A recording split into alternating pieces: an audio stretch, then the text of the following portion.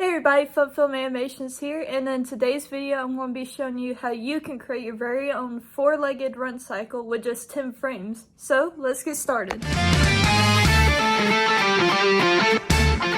So here's the animation I created to help demonstrate the four-legged run cycle. I'll be going through each frame to help demonstrate what pose your character should be in. We'll also be talking a little bit about the anatomy of a four-legged creature. A run cycle will be different for each animal, but what I'm showing you today should apply to dogs and cats. For other animals, it'll be similar to the same movements, but there will be slight differences in the way that their bodies maneuver. So for the first frame, you're going to have the two front paws slightly lifted up off of the ground, and you're going to have the back feet sort of starting to go backwards. And the tail will be lifted up and the head will also be up. For the second frame, you're going to have the back paws starting to go even further back, and you're going to have the front paws going higher as well as the head. And the tail will start to come down. For the third frame, you're going to have the back legs starting to squash down, and they're going to go further back, as well as the tail starting to come even further down.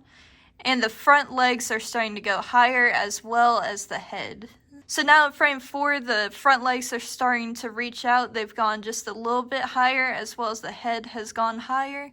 And the back legs have gone further, and the back right leg is starting to come a little bit off of the ground, and the tail is going even further down. So for frame 5, you're going to have the front right leg almost hitting the ground, and the front left paw is going to be extending out. You're going to have the back right paw lifted all the way up off the ground, and you're going to have the back left paw almost off of the ground. And for the tail, this part is going to come down, but at the base of the tail is going to start coming upward. For frame 6, the front right paw has made contact with the ground, and the front left paw is starting to extend its reach. For the back paws, you're going to have the back right paw reaching its highest point in the air.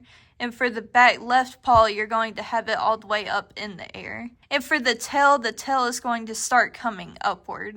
And the head continues to go up. For frame 7, the front right paw has made complete contact with the ground, and the front left paw has almost hit ground level, but it hasn't quite reached yet. The head has started to come downward, but the muzzle is facing upward. For the back paws, the back right paw is starting to come down, but forward, closer to the front paws.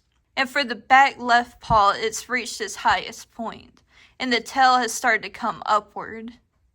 For frame 8, the head has started to come down, and the front right paw is starting to go backwards, and it has contact on the ground. The front left paw is right at ground level. The heel of the paw has started to touch, but the foot hasn't come fully down. The back paws are starting to come forward more towards the front paws, and the tail is started to reach its highest point. It's starting to curve back upwards. And the muzzle has also come down to more of a straight angle. For frame 9, both front paws have now reached ground level, and they've started to go backwards. The head has also come down, and the muzzle is pointing downward. The back paws are now scrunched together, and they're coming forward towards the front legs. The tail has also come upward. And lastly, for frame 10, the head is at its lowest point, and the tail is aimed back upwards. The two back paws are starting to come forward, and the front paws are going to be the furthest back. And they're starting to come back off of the ground. So now I've pulled up a chart of a dog's anatomy for the front and back legs. And I'm going to draw over this chart to help pinpoint where joints are going to be and where bones are going to be. So the red represents where the joints and bones are connected. The greens represent the joints, and the blue represent the bones. So for a front leg, you have your shoulder blade, and you have the joint right here that will connect it. You'll have your bone here, connects, it comes straight down. Then you have almost like the ankle joint. It comes over here, and then you have your foot. The pelvis, you have the joint here, bone, you have the other joint, another bone, joint, and foot.